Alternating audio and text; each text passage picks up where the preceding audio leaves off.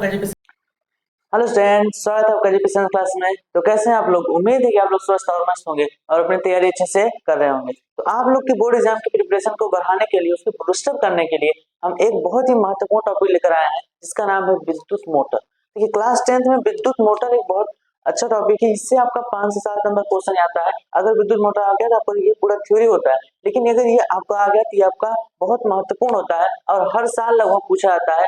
देखिए, आपको UP board में कितने लगभग 7 सेट बनते हैं। इन 7 सेट में से आपका मैक्सिमम सेट में इसका आने का चांसेस होता है। तो आप विद्युत मोटर का पढ़ लोगे तो आपका 7 मार्क्स यानी 7 नंबर कंफर्म हो जाएंगे। या 7 से 5 नंबर का भी अभी थोड़ा सा मॉडिफिकेशन हो गया तो 5 नंबर भी बोल सकते हो कि 5 नंबर से कम नहीं होगा। तो आपका 5 नंबर बहुत महत्वपूर्ण है। आगे आने वाले जो 20 से 25 मिनट होंगे, अगर इन 20 से 25 मिनट आप कंसंट्रेट होकर इस चीज को देख लेते हैं तो आपका बोर्ड एग्जाम का 5 नंबर कंफर्म हो जाएगा। तो चलिए मोटर, तो विद्युत मोटर को हमको देखना है। इसमें क्या रहा है, देखिए एक एक करके हम विस्तार से इसको पढ़ेंगे। तो चलिए देखते हैं।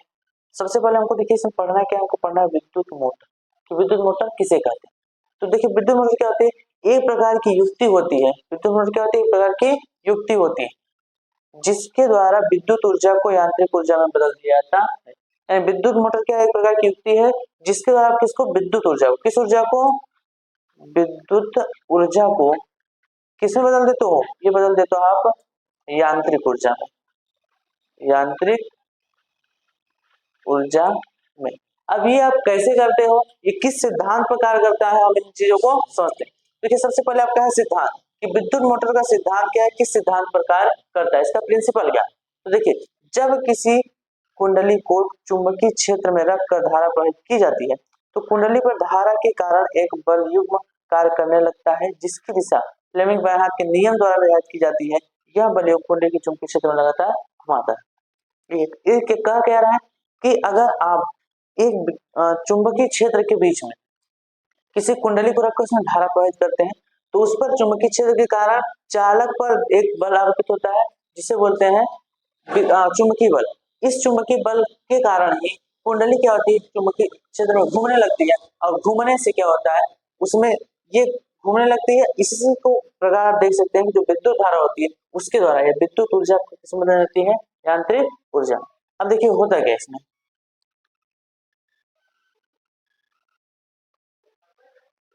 सबसे पहले आप संरचना देखिए। संरचना में क्या देखेंगे, देखिए यहाँ पर आपके ये क्या है, ये चुंबक है, ये यन यस, ये आपका बहुत प्रबल चुंबक होते हैं। इस चुंबक में देखिए आपका ए बी सी डी, जो आपका है ए बी सी और डी, ये आपका एक कुंडली, क्या है, कुंडली।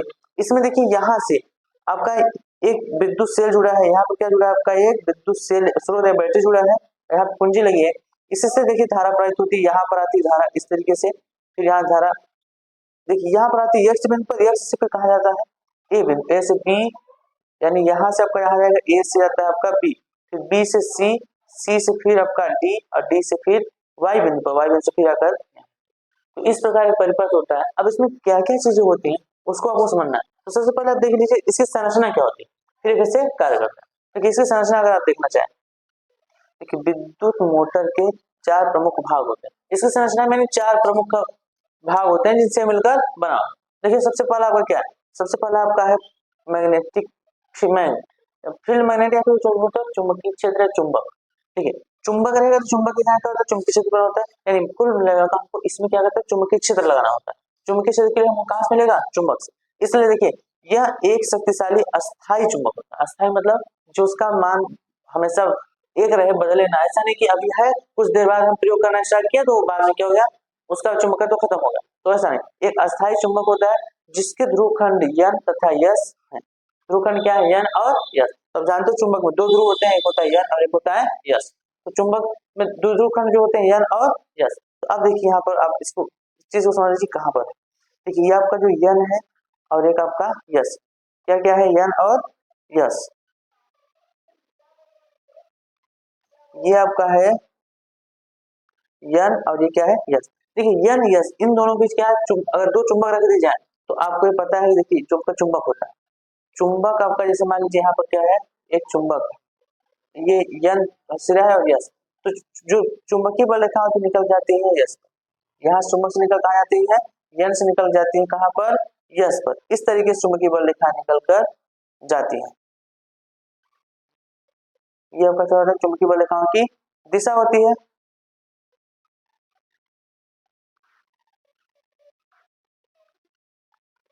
अब देखिए ये आपका क्या है, चुंबकीय बल रेखाओं की दिशा।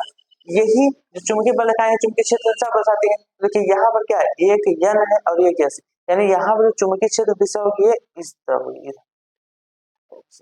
कलर दिख नहीं रहेगा आपको, देखिए यहाँ पर चुंबकीय क्षेत्र दिशा इधर है, इस तरफ, इस दिशा में आपका चुंबकीय क्षेत्र ये क्या है, बी। चुंबकीय क्षेत्र बी की दिशा किधर, यन से यस की ओर, चुंबकीय क्षेत्र ये दिशा हो गई। अब इसमें देखिए एक कुंडली ए बी सी डी, ये आपका इस तरीके से रखा है, यानी इस तल में रखा है, ऐसे इस तल में रखा है आपका ये कुंडली, जिसका नाम है ए बी सी डी। तो यहाँ बना इसलिए हम इसको यहाँ से इरेज कर दे रहे हैं। आप डायरेक्ट फिगर में देखिए, उसमें फिगर में ज्यादा समझ। देखिए अब अगर आपको फिगर में ध्यान से देखोगे तो यहाँ पर आपको दो चुंबक के बीच एक कुंडली रखी है। जब इसमें आपका क्या पड़ा है, धारा प्रवाहित है, तो धारा प्रवाहित होता है, इसमें एक बल लगता है, जिसे बोलते हैं फ्लेमिंग का बायां हाथ का नियम द्वारा आप निकाल सकते हैं। तो जो चुंबकीय बल लगता है, क्या लगता है, चुंबकीय बल। तो चुंबकीय बल की दिशा कैसे होती है, तो देखिए आप चुंबकीय बल की दिशा निकाल सकते हैं किससे, देखिए यहाँ पर लिखा है जिसकी दिशा फ्लेमिंग के बाएं हाथ के नियम द्वारा ज्ञात कर सकते। तो फ्लेमिंग के बाएं हाथ के नियम और साथ ही पूरा चैप्टर आपको जो चुंबक है इसको हम पिछले लेक्चर में देख पूरा समझ चुके हैं। अगर आप उस लेक्चर को अभी तक नहीं देखो तो इसी चैनल पर मिल जाएगा आपको, साथ इसी वीडियो के डिस्क्रिप्शन में उस वीडियो का लिंक मिल जाएगा, आप जाकर उस चैप्टर को पूरा पढ़ लीजिए ताकि आपको कोई भी दिक्कत ना आए। यहाँ देखिए फ्लेमिंग के बाएं हाथ का नियम क्या होता है, आपको सिंपल से बता दे रहे हैं। अगर यहाँ पर ये चुंबकीय क्षेत्र है, देखिए ये आपका क्या है, चुंबकीय क्षेत्र। अब आप बोलोगे कि क्रॉस क्रॉस क्या कर रहे हैं सर, देखिए यहाँ पर आपका क्या है, ये चुंबकीय क्षेत्र, ये क्या है, चुंबकीय क्षेत्र। इसका मतलब चुंबकीय क्षेत्र अंदर लंबवत है। देखिए इसका मतलब क्या है, जैसे आपका ये क्रॉस है ना, यहाँ पर आपका क्रॉस का मतलब क्या है, चुंबकीय क्षेत्र बी। अब इसकी दिशा क्या है, तो इसकी देखिए क्रॉस का मतलब होता है जो चुंबकीय क्षेत्र दिशा है वो लंबवत है, वो भी अंदर, कहाँ लंबवत, अंदर। देखिए इसका क्रॉस मतलब क्या है, क्रॉस का मतलब है कि चुंबकीय क्षेत्र जो है ये देखिए ये जो सिरा है वो दिशा होता है, ये वाला जो सिरा है वो दिशा, तो चुंबकीय क्षेत्र लंबवत अंदर की ओर, चुंबकीय क्षेत्र कहाँ है, लंबवत अंदर की ओर। तो ये आपका क्रॉस जो है बी, ये बता क्या रहा है, चुंबकीय क्षेत्र बी जो क्रॉस लंबवत अंदर की ओर। अब इसमें अगर हम क्या करें, एक यहाँ पर सॉरी देखो यहाँ पर हम क्या करते हैं, एक चालक रख रहे हैं इस चुंबकीय क्षेत्र में लंबवत। अब देखिए चुंबकीय क्षेत्र क्या है, लंबवत अंदर की ओर था। अब इसमें हम एक चालक इस तरीके से रखते हैं, ऐसे एक चालक ऐसे रख रहे हैं, तो यहाँ पे एक चालक ये लंबाई है, या फिर एक चालक रखा है। अब इस चालक में देखिए धारा आपकी जो है, इस चालक में धारा प्रवाहित हो रही है, क्या प्रवाहित हो रही है, धारा। इस चालक में धारा इधर प्रवाहित हो रही है, आई। अब जब इसमें धारा आई इस तरह प्रवाहित होती है, चुंबकीय क्षेत्र लंबवत है, तो इस पर जो फ्लेमिंग का बायां हाथ का नियम होता है, तो फ्लेमिंग का बायां हाथ का नियम क्या था, देखिए ये फ्लेम हाथ हो, बायां हाथ अपना हाथ चाहिए और उसमें इस प्रकार से अपनी तीनों उंगलियों को मोड़े। जब तीनों उंगलियों को आप इस प्रकार से मोड़ेंगे, देखिए होगा क्या, इसमें आपकी तीन उंगलियां हैं जो एक दूसरे तीनों लंबवत, तो आपकी जो इसमें होती है देखिए बीच वाली उंगली ये किसकी दिशा हो जाती है, ये प्रवाहित धारा की दिशा हो जाती है, किस हो जाती है, प्रवाहित धारा की दिशा हो जाती है। और जो आपका ये अंगूठा बगल वाली जिसे बोलते हैं तर्जनी, ये उंगली आपको क्या होती है, ये चुंबकीय क्षेत्र की दिशा हो जाती है, किस हो जाती है, चुंबकीय क्षेत्र को। तो यहाँ पर जो आपका जो अंगूठा होता है, ये जो इस पर लंबवत दिख रहा है, ये आपका किस हो जाता है, चुंबकीय बल। यानी अब अगर देखें यहाँ पर आप बल की दिशा देखेंगे, किसकी दिशा देखेंगे, बल। देखिए चुंबकीय क्षेत्र क्या है, लंबवत, ये किसको दर्शाता है, चुंबकीय क्षेत्र को। देखिए आपका चुंबकीय क्षेत्र लंबवत कहाँ है, अंदर की ओर, चुंबकीय क्षेत्र कहाँ है, लंबवत अंदर की ओर। अब ये धारा की दिशा हो जाती है, तो देखिए धारा की दिशा आपका कहाँ है, इस तरीके से धारा की दिशा इधर जा रही है। अब चुंबकीय क्षेत्र लंबवत है, धारा की दिशा ऊपर है, तो बल किधर लग रहा है, इस तरफ, बल किधर लग रहा है, इस तरफ। यानी इस पर आपका जो बल लगेगा, इस पर जो बल लगेगा वो किधर लगेगा, आपका इस दिशा, बल किधर लगेगा, इस दिशा में। यानी देखिए ये आपका धारा का मान हो गया। अब ये जो है धारा का मान बता रहा है, ये चुंबकीय क्षेत्र का मान होता है, किसका मान बता रहा है, चुंबकीय क्षेत्र का मान। अच्छा ये उल्टा है, आपका जो बल लगेगा इस तरफ लगेगा, देखिए आपका यहाँ पे जो बल होगा इस दिशा में, तो आपका ये किसकी दिशा बता रहा है, बल की दिशा बता रही है। तो ये एफ की दिशा हो गई, ये बी और आई, यही चीज आपको यहाँ देखिए समझना है। देखिए यहाँ पर क्या है, जो आपका बी की दिशा है, बी की दिशा इस तरफ है, और इसमें देखिए धारा आपका इस तरफ जा रहा है, इस पर जो बल लगेगा आपको किधर लगेगा, देखिए इसको बल आपका लगेगा इस तरफ, देखिए यहाँ पर आप पहले एक बार फिर से निकालें। ये ऐसे आप कीजिए, इसको आपको चुंबकीय क्षेत्र की दिशा है और ये धारा देखिए ये ऐसे ऐसे कर सकते हैं। देखिए ये चुंबकीय क्षेत्र की दिशा है, किसकी दिशा? चुंबकीय क्षेत्र की। ये आपका किसकी दिशा हुई? धारा। ये धारा की दिशा होगी, चुंबकीय क्षेत्र बल कहाँ लग रहा है? नीचे। बल कहाँ लग रहा है? नीचे। तो आप यहाँ देखिए बल किधर लग रहा है? आपका बल लग रहा है नीचे, ठीक है। अब उसके बाद यहाँ पर अगर इस देखिए इस सिरे पर देखेंगे, इस पर सीडी पर, इस पर देखेंगे सीडी, देखिए एबी पे आपका बल कहाँ लग रहा है? नीचे। यही आप सीडी पे देखेंगे तो सीडी क्या होगा? सीडी पर आपका जो बल लग रहा है, देखिए इसमें चुंबकीय क्षेत्र आपका जो चुंबकीय क्षेत्र है वो इधर है, लेकिन धारा इधर है, तो बल कहाँ लगेगा? ऊपर। तो बल इसमें आपका इस दिशा में लगेगा, देखिए किस दिशा में लगेगा? ये इस दिशा में। तो बल कहाँ लगेगा? ऊपर। देखिए यहाँ बल कहाँ लग रहा है? नीचे, जबकि यहाँ बल क्या लग रहा है? ऊपर। यहाँ बल कहाँ लग रहा है? ऊपर। तो एक जगह नीचे लगा है, एक जगह ऊपर, और इन दोनों बलों का मान बराबर। दोनों बलों का मान क्या है? बराबर। क्योंकि देखिए चुंबकीय क्षेत्र आपका समान है, आपका ये धारा भी समान जा रही है, तो बल भी क्या होगा? समान। तो यहाँ पर बल आपका नीचे लग रहा है, यहाँ बल ऊपर लग रहा है, तो देखो यहाँ पर थोड़ा समझ लो। देखिए अगर यहाँ पर एक कोई भी कुंडली है, कोई भी पदार्थ, अगर इस पर एक बल ऊपर लग रहा है और समान बल नीचे लग रहा है, मतलब परिमाण दोनों बराबर है। अगर ऊपर यहाँ पर सपोज कीजिए, यहाँ पर अगर 10 न्यूटन बल लग रहा है, तो यहाँ पर भी कितना का लगेगा? 10 न्यूटन का ही बल लगेगा। तो अगर परिमाण बराबर, लेकिन दिशा क्या अलग अलग, ये ऊपर है कि नीचे, तो ये क्या करते हैं, ये दोनों मिलकर जो आपका ये मान लेंगे F2, तो जो F1 और F2 है, F2, ये दोनों आपके क्या होते हैं? ये दोनों हो जाते हैं बल युग्म आघूर्ण। क्या हो जाते हैं? बल युग्म आघूर्ण। और ये करते क्या है? जैसे अब ध्यान समझिए, यहाँ पर देखिए इस पर बल एक लग रहा है नीचे की ओर, इस पर बल लग रहा है ऊपर, इस पर नीचे को, इस पर ऊपर को, तो ये क्या करते हैं? इसको यहीं पर घुमाने लगते हैं, इसको यहीं क्या करते हैं? घुमाने लगते हैं। तो यही विद्युत मोटर का सिद्धांत होता है कि अगर आप किसी चुंबकीय क्षेत्र बी में, अब किसी चुंबकीय क्षेत्र बी में एक कुंडली को रख उसमें जो धारा प्रवाहित करते हैं, तो उस पर क्या होता है? एक बल आरोपित होना है, जिसके कारण कुंडली स्वतः घूमने लगती है। जिसके कारण कुंडली क्या होती है? स्वतः चुंबकीय क्षेत्र में घूमने लगती है, और इसी को घूमने की प्रक्रिया को क्या बोलते हैं? आपका यांत्रिक ऊर्जा बदल जाती है। तो इस प्रकार आपका विद्युत मोटर कार्य करता है, जिससे आपका यहाँ पर देखिए जो विद्युत धारा था, विद्युत धारा है घूम रहा है, तो घूर्णन गति कर रहा है, तो घूर्णन गति आपकी यांत्रिक होती है। तो आपका यहाँ विद्युत धारा की जो ऊर्जा की बदल इसमें यांत्रिक ऊर्जा, यही विद्युत मोटर का सिद्धांत होता है, और इसी प्रकार यह कार्य करता है। तो ये आपके क्रिया विधि हम पूरा समझा दिया संरचना के साथ ही। अब देखिए इसमें आप कितने भाग पढ़े थे? आप चुंबकीय क्षेत्र देख लिए थे। अब इसका देखिए इसमें दूसरा क्या था? देखिए दूसरा है आपका आर्मेचर। अब आर्मेचर क्या होता है? तो यह एक बहुत अधिक फेरों वाली आयताकार कुंडली होती है, जिसे तांबे के अचालक तारों की सहायता से बनाया, यानी तांबे के अचालक तार को एक लोहे की क्रोट, देखिए आगे लिखा है, सहायता से कच्चे लोहे की क्रोट पर लपेट कर बनाया जाता है। यानी होता क्या है कि एक कच्चा लोहा होता है, ये आपका कच्चा लोहा हो गया, इसके ऊपर कई फेरे तांबे के लपेट कर क्या करते हैं? कुंडली को बनाते हैं। ये कुंडली कैसी है? आयताकार। यही से कुंडली बनाते हैं, जो कुंडली ही होती है इसी को क्या बोलते हैं? आर्मेचर। क्या बोलते हैं? आर्मेचर। फिर आपको देखिए क्या कहा है? विभक्त वलय। विभक्त वलय क्या होता है? तो दो अर्धवृत्ताकार खंडों में विभक्त एक वलय के रूप में होते हैं। आर्मेचर के सिरे चित्रानुसार इन दोनों से जुड़े होते हैं। तो देखिए आर्मेचर कहाँ है और विभक्त वलय कहाँ?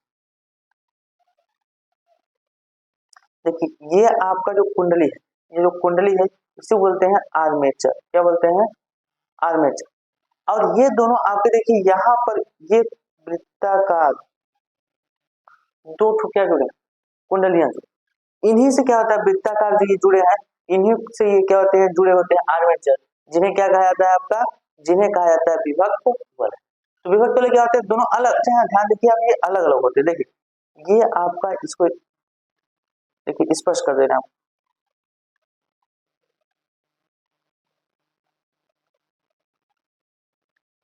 देखिए यहाँ पर आपको क्या है? ये अलग है और ये अलग, दोनों क्या है? दूसरे से अलग। अलग है इसका मतलब क्या हुआ कि ये दोनों विभक्त होते हैं, इसलिए इसको कहा जाता है विभक्त वलय, यानी जुड़े नहीं होते, एक दूसरे जुड़े नहीं होते। लगता है जो कि जुड़े हैं या एक ही वलय, लेकिन यार फिर इनमें क्या होता है? गैप होता है, ये एक दूसरे जुड़े नहीं होते, विभक्त वलय।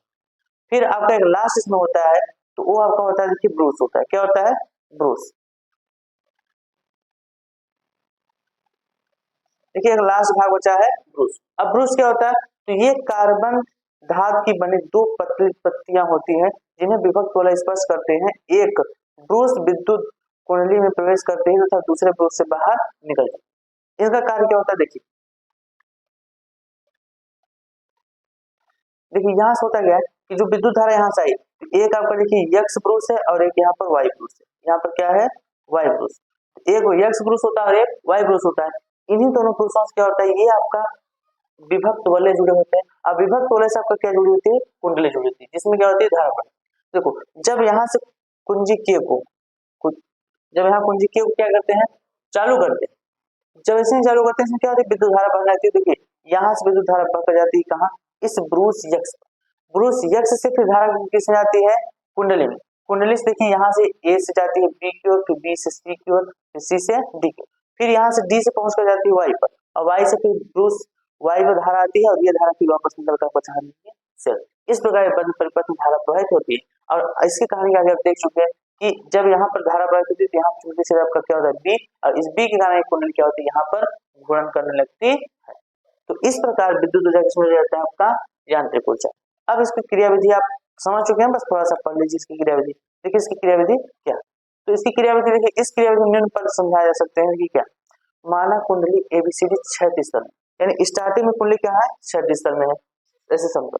तो जब परिपथ में कुंजी के लगाते हैं तो ब्रूस यक्स से होकर कुंडली एबीसीडी में धारा प्रवाहित होती है तथा ब्रूस वाई से होकर वापस आ जाती है। आपको यही बोला है ना, देखिए क्या, देखो कि जब इसमें विद्युत धारा प्रवाहित करते हैं तो धारा कहाँ निकल जाता है, ये साथ निकल जाता है आपका कहाँ पर, यक्स पर, और यक्स पर से फिर आपका कुंडली में जाता है। अब कुंडली से फिर घूम कर फिर कहाँ आता है, आपका वाई में आता है, कहाँ आता है, वाई में, और वाई में से फिर वापस कुंडली में। तो इस प्रकार आपका क्या होता है, धारा बहती है। अब देखिए जब इसमें धारा बहेगी तो दूसरा पॉइंट क्या है आपका, देखिए दूसरा पॉइंट करा कि यहाँ पर देखिए प्ले नहीं है, बल, बल एक कार्य करता है, यानी यहाँ पर जो आपको होता है चुंबकीय बल होता है। कौन सा बल होता है, चुंबकीय बल एक कार्य करता है। इस प्रकार कुंडली पर एक बल कार्य करने लगता है, लेकिन बल युग्म, आपको बल युग्म दिखाया था कि एक इस तरफ होता है और एक दूसरी तरफ, तो बल युग्म कार्य करता है तथा यह कुंडली की वामावर्त दिशा में बाएं हाथ के नियम के अनुसार घूमने लगती है। यानी यहाँ पर क्या होता है, कुंडली आपकी वामावर्त दिशा में घूमती है, किस दिशा में घूमती है, वामावर्त दिशा में। देखिए यहाँ से आपको बताया कि इस पर बल कहाँ लगता है, नीचे लगता है, इस पर बल कहाँ लगता है, ऊपर लगता है। तो ये आपका देखिए इस तरीके से घूमे, तो जब इस तरीके से घूमेगी तो वामावर्त होता है या एंटी क्लॉकवाइज होता है। तो कुंडली किस दिशा में घूमेगी, एंटी क्लॉकवाइज। किसके कारण घूम रही है, चुंबकीय बल के कारण। इस पर क्या हो रहा है, बल युग्म का आघूर्ण लग रहा है, या बल युग्म लग रहा है, जिसके कारण क्या होती है, चुंबकीय क्षेत्र में घूमने लगती है। समझ गया। अब इसके आगे देखिए क्या होता है, फिर कह रहा है क्योंकि दोनों भुजाएं चुंबकीय क्षेत्र के समांतर है। अच्छा यहाँ देख लेते, भुजा बीसी और एडी पर कोई बल कार्य नहीं, इस पर क्यों कार्य नहीं करता, इसका रीजन ये है कि देखिए यहाँ पर आपका चुंबकीय क्षेत्र की दिशा इधर है और आपका बीसी भी इसी दिशा में है और आपका एडी भी इसी दिशा में, तो दोनों की दिशा सेम यानी समांतर है। तो समांतर दिशा में होने के कारण आपका इन पर कोई भी बल कार्य नहीं करता। तो याद रखिए आप कि बीसी पर तथा आपका एडी पर कोई बल कार्य नहीं करता, कोई बल कार्य नहीं करता है। तो इस बात को आप याद रखेंगे, ये दोनों समांतर अक्ष में अगर होंगे तो कोई बल कार्य नहीं करता। जबकि आपका देखिए, जबकि आपका जो AB है तथा BC है, AB और CD, AB और CD ये दोनों लंबवत हैं, दोनों कैसे हैं, लंबवत। लंबवत होने का इस पे क्या होता है, कार्य होता है। कौन सा बल कार्य करता है, चुंबकीय बल। समझ आ गया। तो इसीलिए इनमें जब कार्य होता है तो ये नीचे लगता है, ऊपर लगता है, और परिमाण बराबर लगते हैं तो क्या होता है, ये बल युग्म करता कार्य करता है, ऊपर घूमने लगता है। अब देखिए फिर कहा कुंडली ऊर्ध्वाधर अवस्था में आती है तो ब्रूसों को विभक्त बोले समझ विच्छेद हो जाता है। देखिए जब कुंडली क्या होती है, अभी ऐसे अक्ष में थी, जब ये घूम कर ऊपर आती है तो यहाँ पर जो होता है विभक्त वाले से इनका संपर्क टूट जाता है। संपर्क क्या होता है, टूट जाता है। लेकिन याद रखो संपर्क टूटने के बाद इनमें क्या होता है, कुछ ना कुछ वेग होता है। क्या होता है, वेग। और जब वेग होता है तो जड़त्व के नियम के अनुसार, अब जड़त्व का नियम क्या होता है, याद ही नहीं, आप क्लास 9 में पढ़े जड़त्व का नियम। जड़त्व का नियम क्या था कि जब कोई वस्तु या पिंड गति की अवस्था में है तो गति की अवस्था में ही रहेगा, और यदि कोई पिंड स्थिर अवस्था में तो स्थिर अवस्था में ही रहेगा जब तक कि इसको कोई बाह्य बल न लगे। तो यहाँ पर क्या होता है, जैसे इसका संपर्क टूटता है, देखिए संपर्क क्या होता है, टूटता है। अच्छा इसको पूरा पढ़ लीजिए। तो धारा प्रवाह बंद हो जाता है, लेकिन जड़त्व के कारण कुंडली स्थिर नहीं होती। जब कुंडली ऊर्ध्वाधर स्थिति से गुजरती है तो विभक्त वलय स्वतः ही अपने स्थान परिवर्तित कर लेते हैं तथा विपरीत पुरुषों के संपर्क में आ जाते हैं। इस प्रकार कुंडली में धारा की दिशा उत्क्रम हो जाती है, लेकिन सीधे हाथ के और धारा की दिशा समान रहती है। अब इसमें देखिए क्या कह रहा है, यानी यहाँ पर जब आपका ये कुंडली जो है यहाँ से ऊर्ध्वाधर अक्ष में जाती है, किस अक्ष में जाती है, ऊर्ध्वाधर अक्ष। तो यहाँ पर आपका देखिए जो ब्रूस से इसका संपर्क है, इस जो ब्रूस से इसका संपर्क है टूट जाता है। तो ब्रूस से संपर्क टूट जाने से धारा नहीं जाती, लेकिन वहां पर जब पहुंचते इसमें कुछ ना कुछ क्या होता है, वेग होता है, और वेग होने अब इसको कोई दूसरा बल कार्य नहीं करता है। इस वजह से जड़त्व के नियम के अनुसार ये क्या होती है, घूम जाती है। और घूम जाने से इसका देखिए अब ये जो ए बी होगा इस तरफ आ जाता है, जबकि सी डी इस तरफ आ जाता है, तो इनका दिशा बदल जाता है। अब दिशा बदल जाने से यहाँ पर जो आपने देखा था ये क्या थे, आपके वक्र थे। कौन से वक्र थे, देखो आपके यहाँ पर थे विभक्त वक्र, विभक्त वलय। ये क्या होते हैं, अपने स्थान को स्वतः परिवर्तित कर लेते हैं, अपने स्थान करते हैं स्वतः परिवर्तित कर लेते हैं। अब इस प्रकार ये क्रिया होती रहती है बार बार। तो यहाँ पर देखिए एक घूमेगा, फिर अपने स्थान मैनेज कर लेंगे, फिर घूम जाएगा, फिर अपने स्थान से मैनेज कर। यहाँ देखिए जो आपका यक्ष और वाई दूस थे, इनसे लगातार संपर्क जुड़ता टूटता रहता है और इस प्रकार से धारा प्रवाहित होती रहती है। तो ये आपका था विद्युत मोटर। तो विद्युत मोटर आपने देखिए विद्युत मोटर की सबसे पहले विद्युत मोटर क्या होता है ये पढ़ा, फिर सिद्धांत पढ़ा, फिर आपने इसकी संरचना को भी पढ़ लिया और फिर क्रिया विधि को भी पढ़ लिया।